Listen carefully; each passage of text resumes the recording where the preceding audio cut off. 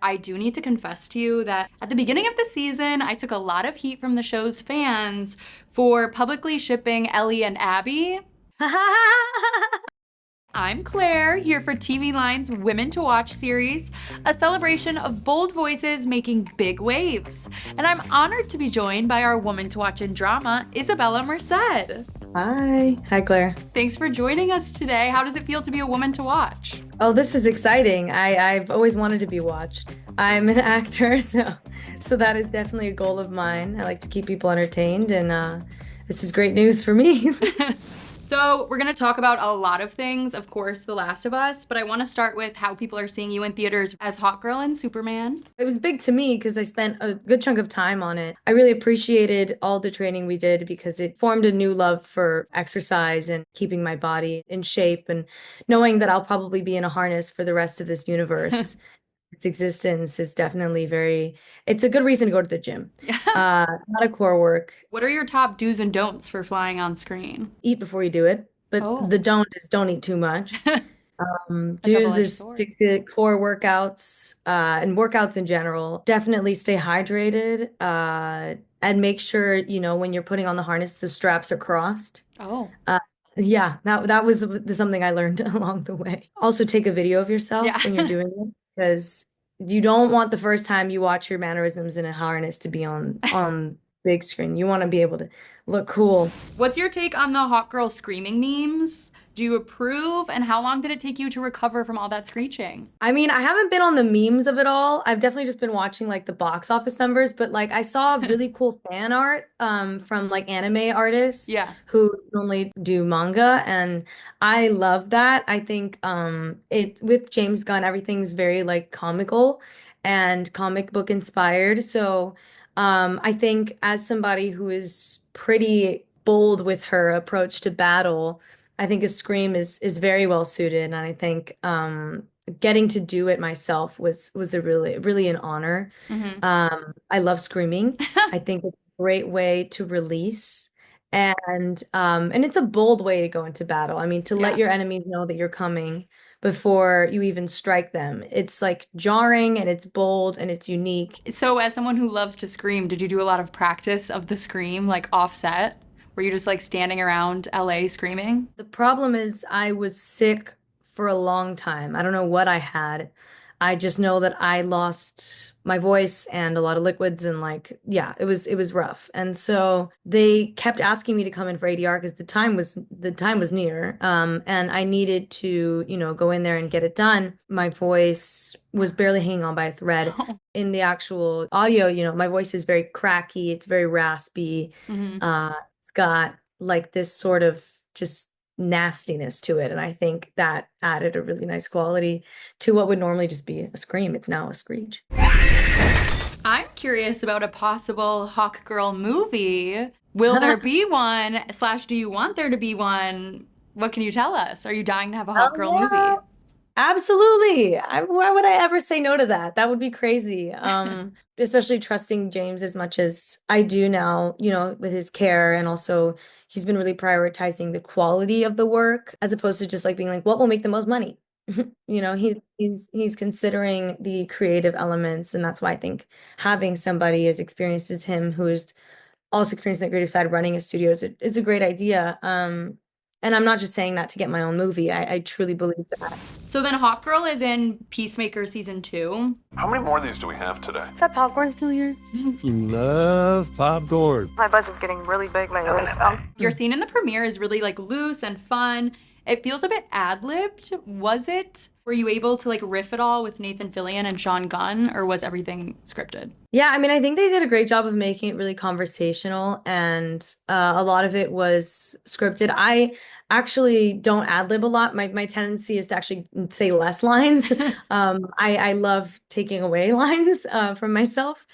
Why? Having watched one of my favorite actors and having worked with him, Benicio del Toro, he did that, and I watched him improve scenes drastically by saying less and letting his actions Hmm. and lack of words really tell the story in a much more efficient way that doesn't underestimate the audience's capabilities of like Yeah. understanding the nuances of a scene. But when it came to like Peacemaker and stuff, I'm working with some real comedians, right? Like I'm working with some really funny guys. And also Yeah. I'm stepping into someone else's show, right? So it's John Cena's show. So we wanted to let him do most of the talking, but when we did interject, it was really great because, you know, I was riffing off of those guys. This guy sucks. Excuse me? Am I supposed to be able to hear you guys? Excuse me? You were talking about your butt and stuff? And also you said that I suck. Let Hawkgirl kind of be the reactor of that, you know, with the popcorn and the laughing at them. Do you have any good Nathan Fillion stories? What was it like working with him? Nathan Fillion is one of my favorites that I've worked with ever. What a unique guy. The man responds to text with gifs of himself. And he adds stickers of himself to every photo, just if he's not in the photo. Like, he's a very funny guy, but he's also genuine. Like, he genuinely wanted to spend time with me, whether it was in the cast or like a dinner with just Skylar. The man loves people. And I think in order to be a good actor, you have to love people. No matter what kind of people they are, you just has that sort of patience with everyone.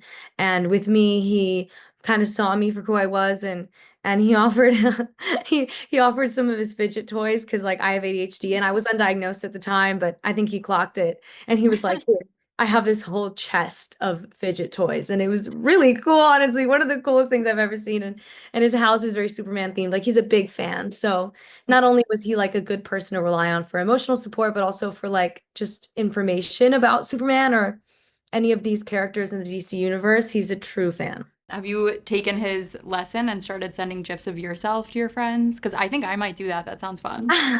It's honestly really funny and it's jarring at first. It's hilarious. I actually haven't looked up gifs of myself. I think I'm just a little too scared to see what's out there. So what did you learn most as an actress on a James Gunn set? I think I learned a lot about the power of having a solid team behind you. Sometimes in these big studio projects, you're sort of just like getting the best of the best, and maybe you haven't worked with them before, but like you know that they're really good at their job, so you're gonna rely on them. But with James Gunn, he's worked with the same people his whole career. So I really was inspired by that because as somebody who not only wants to be an actress, but also like a producer, director someday, and post production just fascinates me. I learned a lot just from watching him and the way he works with his team. I think the more communication, the better. He's very good at communicating and very good at respecting people and what they bring to the table.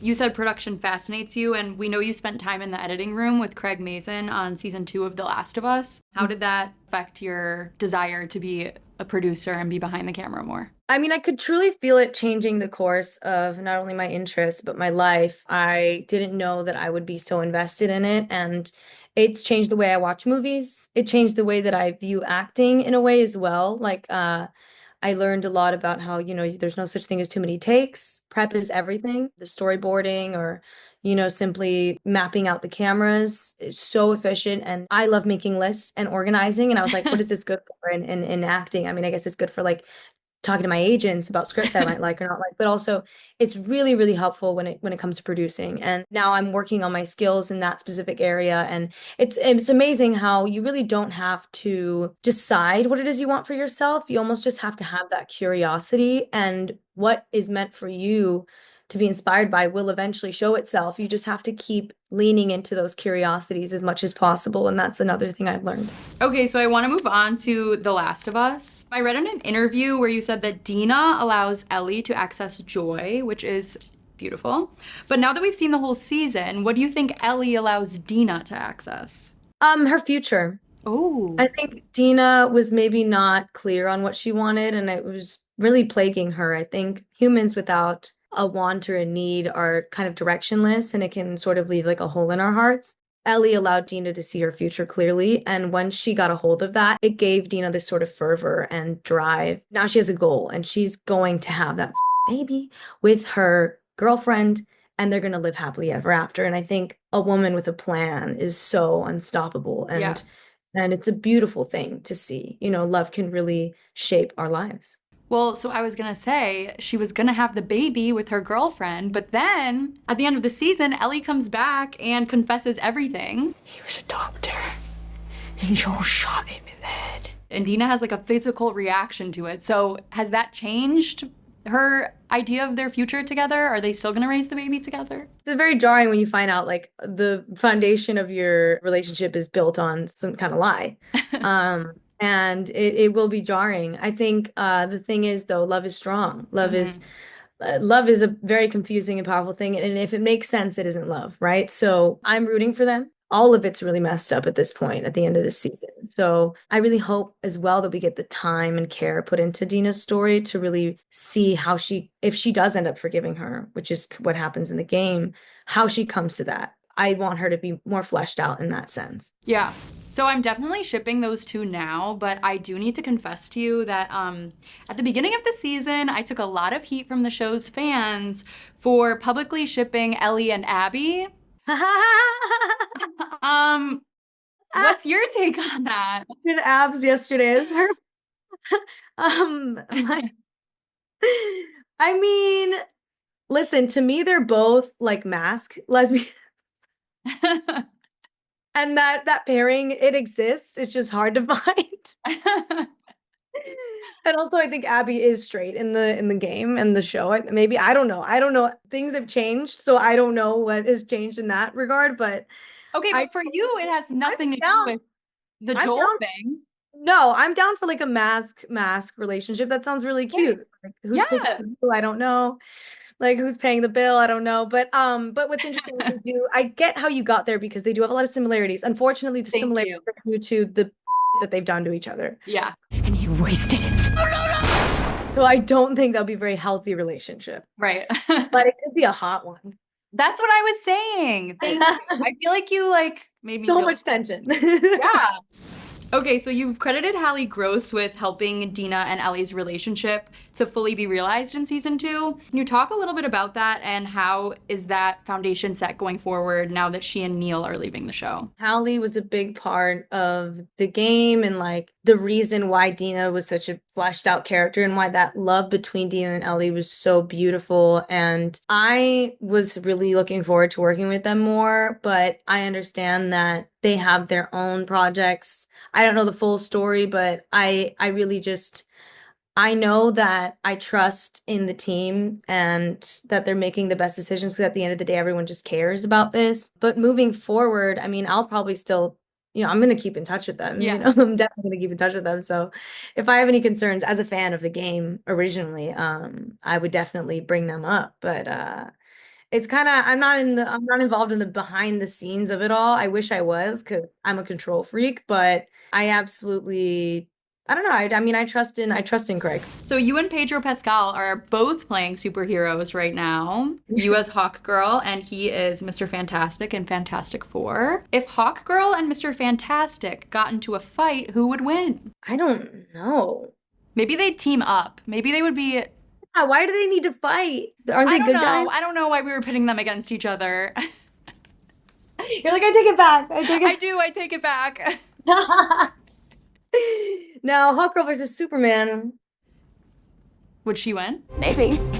Not maybe. Would he be too nice? Like, would he just like let her win because he's such a nice man? She's just like angry. I don't know. That to me is interesting. I would love to see that because she's ruthless and he's like super empathetic and considerate. Maybe in the Hawkgirl movie, that is something to explore. Maybe, Claire. That's all the questions I have, but do you want to take time to talk about any upcoming projects you have? Yeah, I mean, I still, work a lot in music, and a friend of mine, Tony Sugar, he is the first Peruvian to win a Grammy, and he's got an EP coming out, and one of the singles he's releasing is a song of mine from 2019 that he remixed, and it's a completely different song, like same lyrics, kind of, we changed a lot of them, but the melody's still there, and it's like a salsa version of my song, so I'm really excited for that. I did a music video for that. It came from like my mind and was executed perfectly by the director and the team behind it, and it's coming out August 16th.